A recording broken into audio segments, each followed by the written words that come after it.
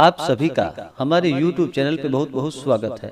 आइए सुनते हैं माघ मास महात्म्य में 17वें अध्याय की कथा। बोलिए प्रेम से भगवान विष्णु की जय, माता लक्ष्मी की जय। व्यास जी बोले, तब देवताओं ऋषियों सहित पूजन किए जाने और गंधर्वों से स्तुति किए जाने पर इंद्र अपने अमरावती नगरी को गया। इस तरह प्रयाग में स्नान करने से इंद्र निष्पाप हो गया। इस कारण तुम भी हे कल्याणी देवताओं से सेवित प्रयाग को जाओ। वहां पर जाने से पाप नष्ट होंगे तथा स्वर्ग की अवश्य ही प्राप्ति होगी। इस तरह से इतिहास सहित उनके मधुर वचन को सुनकर भ्रम में पड़ी हुई उस ब्राह्मण के पैरों पर गिरकर उसने उन्हें प्रणाम किया। इस प्रकार संपूर्ण बंधुजन, दास दासी, घर धन तथा सब विषयों को छोड़कर तथा शरीर को क्षण भंगुर जान मैं घर से निकली और मैंने माघ महीने में गंगा यमुना के संगम में जाकर स्नान किया। हे वृद्ध निशाचर, उस स्थान के महात्म्य और 3 दिन के स्नान से मेरे पाप नष्ट हो गए और शेष 27 दिन के स्थान के पुण्य से देव तुल्य हुई और गिरिजा की प्रिय सखी होकर अपनी जाति की याद रखती हुई कैलाशपुरी में भ्रमण करती हूँ। हे क्रूर हृदय प्रयाग महात्म्य वश में सब देवताओं के साथ साथ माघ महीने में वहाँ स्नान करने जाती हूँ। हे राक्षस, तुम्हारे पूछने पर यह सब वृतांत मैंने तुमको प्रसन्न करने के लिए कहा। इसी तरह तुम भी मुझे मुग्ध करने के लिए अपना सब चरित्र कहो। किस कर्म से तुम कुरूप और इतने भयंकर हुए? दाढ़ी, मूछ और बड़े बड़े दांत वाले तुम पर्वत के कंदरा में क्यों निवास करते हो? राक्षस बोला, इच्छा की पूर्ति करने वाली एवं छिपी हुई बात को कहने वाली हे वामलोचने, मैं निस्संदेह कहूँगा, क्योंकि मुझ क्रूर जन्मा के शेष जीवन का उद्धार तुम ही से शीघ्र होगा। इसलिए जो पाप मैंने स्वयं किया था उसे तुमसे कहता हूँ। हे सुश्रोणोमी, सुनो, मैं काशी में वेदों की अनेक ऋषाओं का ज्ञाता था। पुराने समय में बड़े ही उत्तम विप्र कुल में पैदा हुआ था। हे भीरु, राजा पापी शूद्र तथा वैश्यों से निंदित और निषिद्ध बड़े बड़े भयंकर दान चांडालों से भी मैंने काशी में लिए तथा मुझ मूढ़ बुद्धि से और भी अनेकों पाप हुए। अविमुक्त क्षेत्र में कण मात्र भी पाप करने से वह पाप सुमेरु पर्वत के सदृश हो जाता है।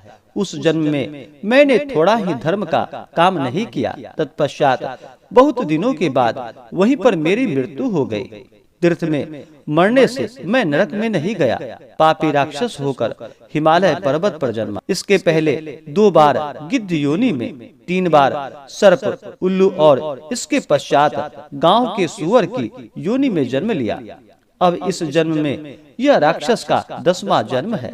इस प्रकार 75,000 वर्ष व्यतीत हुए। हे प्रिय, इस स्थान से मेरा कल्याण नहीं है। हे शुभ्रु, इस स्थान को 3 योजन तक मैंने जंतु रहित कर दिया है। अपराध रहित बहुतेरे प्राणियों को मैंने संहार किया है। इन्हीं कार्यों से मेरा चित्त बराबर दहकता रहता है। तुम्हारे दर्शन को पाकर मेरे चित्त में कुछ शांति आई है। अब मैंने अपने दुख के ये सब कारण तुमसे कहे। हे कल्याणी, मैं इस दुख रूपी समुद्र से पार कैसे जाऊं? दत्तात्रेय जी बोले, ऐसा उनका वचन सुनकर चित्त में दया लाकर और धर्म की तरह मन लगाकर कांचन मालिनी ने कहा कि हे राक्षस, मैंने दृढ़ प्रतिज्ञा कर ली है। अवश्य शीघ्र ही तुम्हारी मुक्ति के लिए मैं प्रयत्न करूंगी। मैंने बहुत माघ स्नान किए हैं तथा ब्रह्म क्षेत्र प्रयाग में श्रद्धा पूर्वक मैंने जितने बार स्नान किया है उस धर्म की संख्या से हे राक्षस नहीं है। मुनियों ने दुखी तथा दीनों को दान देने की प्रशंसा की है। इसलिए माघ महीने में एक बार स्नान करने का फल है। हे मित्र, शीघ्र ही पाप को नष्ट करने वाली है। उसी पुण्य को मैं तुझे देती हूँ। उससे तुझको अभी स्वर्ग प्राप्ति होगी। तब कांचन मालिनी ने अपने गीले वस्त्र को निचोड़कर उसके जल को कर कमलों में लेकर उसने माघ स्नान से उत्पन्न पुण्य का संकल्प कर उस वृद्ध राक्षस को दे दिया। दत्तात्रेय जी ने कहा कि हे राजन, माघ में स्नान करने के विचित्र प्रभाव को सुनो। उसी क्षण पुण्य को प्राप्त करके उस राक्षस ने राक्षसी शरीर छोड़ दिया और तेजोमय सूर्य के सदृश देवता रूप हो गया। आनंद के साथ देवताओं के विमान पर चढ़कर आकाश में अपनी कांति से दिशाओं को प्रकाशित करता हुआ दिव्य रूप लिए दूसरे सूर्य की भांति सुशोभित हुआ। तत्पश्चात उस कांचन मालिनी की प्रशंसा करने लगा। हे भद्रे, ईश्वर ही जानता है कि तुम्हारे पुण्य एवं उपकार से ही मेरा निस्तार हुआ है।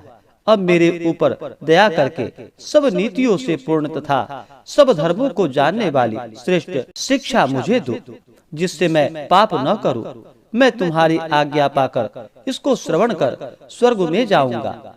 दत्तात्रेय जी ने कहा कि हे राजन, उसके मधुर वचन बोलने पर कांचन मालिनी ने बड़े प्रेम पूर्वक उससे कहा कि तुम सदैव हिंसा त्याग कर धर्म करो, साधु पुरुषों की सेवा करो, काम क्रोध आदि शत्रुओं पर विजय पाओ, दूसरे के गुण दोष का वर्णन छोड़ सत्य बोलो, शिव का और वासुदेव भगवान की पूजा करो, देह अस्थि मांस और रुधिर का गर्भ त्यागो, पत्नी पुत्र आदि की सदैव ममता त्यागो, संसार को दिन रात क्षण भंगुर देखो, वैराग्य भाव में चित्त लगाकर योगी बनो, शीघ्र युक्त हो, राक्षस शरीर छोड़कर तथा देवता शरीर धारण कर और तेजस्वी होकर शीघ्र ही स्वर्ग का सुख भोगो। धर्म को सुनकर प्रसन्न होकर तथा संतुष्ट होकर राक्षस ने कहा, तुम नित्य प्रसन्न चित्त हो, तुम्हारा सदैव कल्याण हो।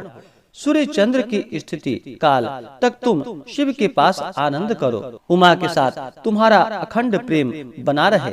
हे माता, तुम्हारे में सदैव धर्मनिष्ठ और तपनिष्ठा बनी रहे, तुम्हारे शरीर में लोभ न हो, दुखियों के दुख तुम सदैव नष्ट करो।